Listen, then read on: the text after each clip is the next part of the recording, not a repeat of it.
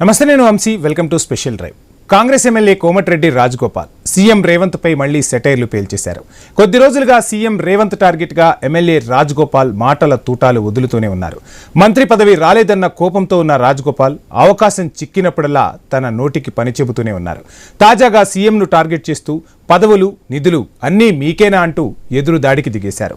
కాంగ్రెస్ పార్టీని వ్యక్తులపై వ్యక్తిగతంగా మాటలు అనడం లేదంటూనే అనే మాటలన్నీ అనేస్తున్నారన్న విమర్శ వినిపిస్తుంది. సీఎం రేవంత్ని, కాంగ్రెస్ పార్టీని ఏనాడూ విమర్శించలేదని అన్నారు రాజగోపాల్.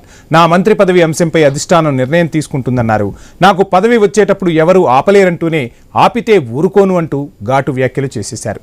పదవి ఇవ్వకపోతే ఇవ్వలేదు, కనీసం మునుగోడు నియోజకవర్గ అభివృద్ధికి నిధులైనా ఇవ్వాలని డిమాండ్ చేస్తున్నారు. కోపం పెట్టుకుంటే నా మీద ఉంచండి, నా నియోజకవర్గం మీద కూడా వివక్ష చూపిస్తున్నారు ఎందుకంటూ ప్రశ్నించారు. మంత్రుల వద్దకు 100 సార్లు తిరిగినా బిల్లులు మంజూరు చేయడం లేదంటున్నారు.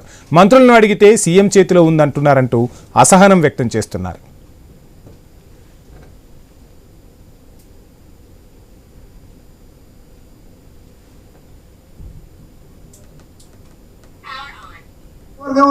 రోడ్ల కాంట్రాక్టర్లకు, దేనికి బిల్డింగ్ కట్టిన వాళ్ళకు, సీసీ రోడ్లకు, దేనిలకు ఒక్క రూపాయి మీద వస్తలేదు. నేను మంత్రి దగ్గర పోయి అడిగినా రాలే, 100 సార్లు తిరిగినా రాలే. వనమండ చౌటుప్పల్ రోడ్డు పని చేయమంటే బిల్లు ఇప్పి అంటుంది. బిల్లు ఏమో నా చేతులు లేదు, అది ఎవరిస్తుంది? ముఖ్యమంత్రి ఇవ్వాలి. ఇంకేదైనా పని చేయమంటుండ్రో, పదవులలో మీరే ఉంటేనే పైసలు మీరే తీసుకుంటుంటే మీ నియోజకవర్గం పోతుండే, పదవులు కూడా మీకే ఉంటాయి. కనీసం నా పదవి అయినందుకు కనీసం పైసలన్నీ రాదంటున్నా అనాలి వద్దా? పదవులు మీకైనా తీసుకోండి, పదవులు మీరు అనుభవించినా పర్వాలేదు, మాత్రం నాకు అన్యాయం చేసినా పర్వాలేదు, కానీ మా మునుగోడు నియోజకవర్గానికి నాకు ఎన్నుకున్న ప్రజలకు అన్యాయం చేయకుండా మీ మునుగోడు సహకరించమని చెప్పింది.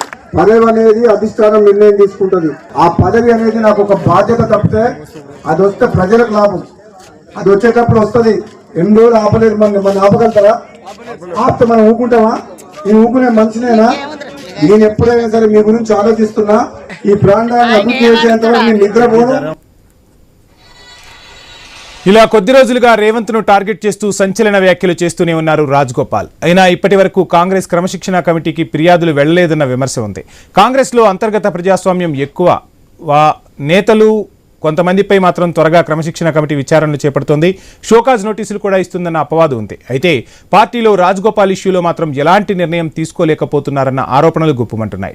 రాజగోపాల్పై చర్యలు తీసుకుంటే పరిస్థితి ఎలా ఉంటుందోనన్న పరిస్థితి కూడా ఉందంటున్నారు కాంగ్రెస్ నేతలు.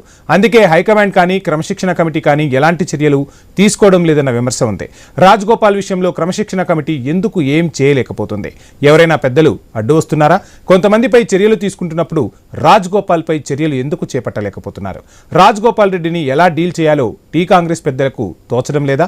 క్రమశిక్షణ కమిటీ ఈ అంశాన్ని కొలిక్కి తీసుకురాగలదా అన్న చర్చ కూడా గాంధీ భవన్గా సాగుతున్న చర్చ.